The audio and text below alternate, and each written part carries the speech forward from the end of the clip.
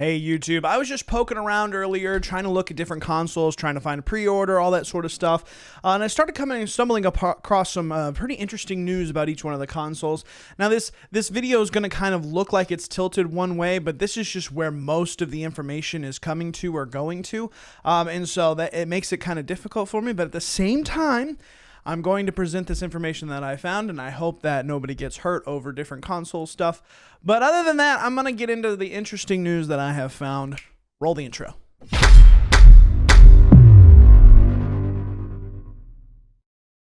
Hey guys, thanks for clicking on the video. I was just looking at some different stuff for the different consoles, and it looks like the Xbox Series X actually potentially has a very big problem with it. Now, I found this little article when I was poking around trying to find pre-orders and just looking at different stuff that the Xbox Series X had coming out and different stuff that Sony and the PlayStation 5 had coming out. And I found this article and I was very, very intrigued by it, but it's just sitting here saying Xbox Series X reportedly has a temperature problem. And so I start reading into this, and it's not very long. I mean, the article is very, very short. But with it, we have a couple people who have apparently had the Xbox. So let's just go through this right quick. Xbox Series X reportedly has a temperature problem, and in some cases, burning users or being used as a makeshift fireplace. Recently, a plethora of content creators, influencers, and journalists got their hands on the Xbox Series X, and so far, their impressions have been largely positive. The console is powerful, nimble, and quiet. However, it also emits a crazy amount of heat, which is both a good thing and a bad thing. And what they're getting at with the good thing and bad thing, obviously a bad thing is if it causes a fire, if you burn yourself when you touch it. The good thing is the dissipation of heat. If the heat is getting away from the console, the parts won't break down. The actual machine itself will last longer as long as that heat does get emitted. So let's move on with this going on here. Okay, according to Jux Video, Ken Bogard, the Xbox Series X runs quietly, but it does emit a ton of heat even while running simple tasks. In fact, the journalist compared the console to a fireplace shaft. What? And this is only while running background compatible games and navigating in the menus. In other words, it wasn't even running demanding Xbox Series X games that are more likely to tax the system. This is his quote on what he said. The Series X is hot, like really hot, said Bogard. It doesn't make any sense. It's damn, it's hot. Damn, dog. Anyway, the console is emitting heat like crazy. It's almost like a fireplace shaft. You can heat it up. You can heat up your flat with it. What?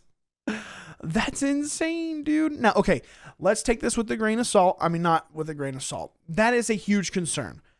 But my preface is that these are probably very quick, maybe alpha versions of the thing for review. But then again, if you're sending out reviews, I think you would want to get out your best stuff. It's just when you get the first iteration of products, there are things that could go wrong with them. It's always what happens with that. I mean, like Samsung had the whole explosion thing with the Note 7, I think is what it was. Batteries burning up and catching fire and all that sort of stuff. So same type of thing, you may have something that actually causes a major problem and starts fires and stuff like that. Just a tidbit of news for you guys to be careful about. I did read another article saying that the Xbox Series X might not have all of their pre-orders available, but I've also heard that about PlayStation, that you may not actually receive the pre-order that you pre-ordered in time for the release date when it's supposed to be arriving. So both of them are in the hot water for that, and it's very unfortunate in that whole regard. But enough about Xbox. It's just something that I wanted to throw out there for people to actually get to know or to get to understand. I want them to be able to be aware that there is an issue that is occurring with those. One of the interesting things that PS5 was stating, which I have another article. In this article, the title is a little bit misleading. It's a little bit clickbaity. Sony admits PS5 could be its last console. There is a lot of talking in the gaming community as far as from platform developers about everything, quote unquote, going into the cloud. And so with this article, with Sony, quote unquote, admitting, PlayStation's CEO Jim Ryan told the Financial Times that the truth is, I don't know, and nobody does know, that in 7 years, so like 7 years ago, everybody was saying the PS4 is going to be the last one, and it's all going to be tablets and mobile phones. And then more recently, it's been everything will be in the cloud. So basically, even though he admits that there may be a potential that the PS5 will be the last console, the same thing that at the time of the PS4 release, that tablets and mobile phones were going to be the new wave that everybody was going to go to. He says the same way that people thought that was happening, everybody thinks it's going to be this cloud gaming. And while we may eventually get there, we may not be able to get there in 7 years' time. And so basically what he's getting at, or what I'm understanding from the entire thing, is that it's a Stadia device, right? So Google made a Stadia, and the idea of the Stadia was that you have this small box with not much hardware connect to a server, and basically that small box hardware is just taking your controller input and passing it to the server, or throwing it up to the server, and the server is running the game, real-time reactions on the server, everything. When you move left, you're actually moving left on the server. You're not moving left in your game and then telling the server, hey, I moved left here, and then you have this latency issue, as far as why everybody talks about ping and all that sort of stuff. Now, the biggest thing is how fast will that actually be able to be developed, both by Sony and Microsoft in the coming future? Nobody actually knows whether that will be able to be developed within the future, as far as how expedited it would be. So we're looking at 2020 for a release of the PS5 and Xbox Series X. That's 7 years from the original PS4 and the original Xbox One. So 7 years down the road in 2027, would there be enough of an advancement to actually get to cloud gaming where everything is on a server and that everything is connected to that server?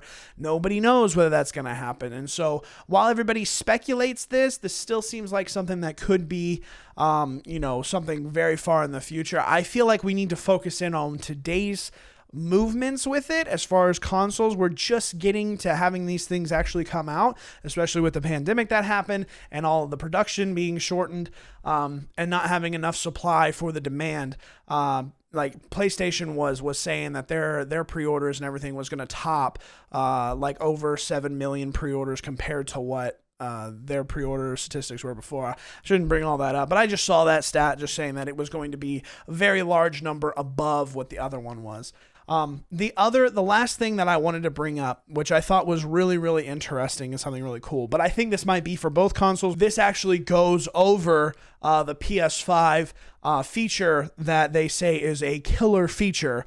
I think this actually stems both into Xbox Series X, and PlayStation just has a very good video here to show you what they're talking about, and it's the load times. So within the game, when a character dies, they're able to just make like basically a swipe transition screen in order for you to actually be able to play the game again.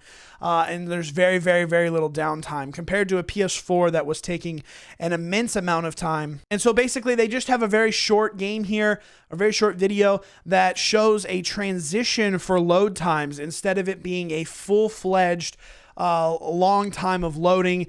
You can sit here and see that every time a character dies, the transition from death to life is a swipe screen, basically. They're just trying to prove that the SSD load time is very, very short. Even if it's at first, when I first watched this little tiny character in this little creative world made it seem like it wasn't going to be all that demanding or taxing, but they actually moved to a second game in just a second, in which it's going to show something that I would deem to have a very taxing system with high amounts of polygons compared to the simplicity of this one, or this the Playroom for PlayStation. But with that, it's very, very cool to see how fast that PlayStation time, the load time is for each one of them. So you see the character die, and then it goes back, and then about, I don't know, 2 or 3 seconds, it reloads back into the other one, or into the previous state. Those load time transitions are fabulous from my perspective. That we can time it with if a 1, 2, 3, and it's back up. That is unbelievable to me. It's very quick, very fast. Something that I'm super, super excited for. something that I believe is generationally ahead, even of some computers and stuff. I don't know if it's how it's developed or whether there's certain things for it, but that SSD can load extremely fast, which is very, very exciting and makes me want a PS5 even more. I haven't even been able to get a PS5 pre-order, so that kind of sucks for me. But tell me what you think down below. Are you excited for the Xbox Series X? Are you tired about the PS5? Does the temperature issue with the Series X make you a little hesitant to get the Series X? Does the load time of the PS5 make you more hyped for the PS5? Tell me in the comments. I would really appreciate it. Thank you guys for watching. If you would, hit the like button, hit the subscribe button. If you want to watch me play any video games or come talk to me live, I stream on Twitch every single day, 6:30 p.m. Central Standard Time till about 10 p.m. Central Standard Time. Would love for you guys to come hang out. Other than that, I'm out of here. Enjoy your freaking days, and I will see you guys in the next video. Deuces.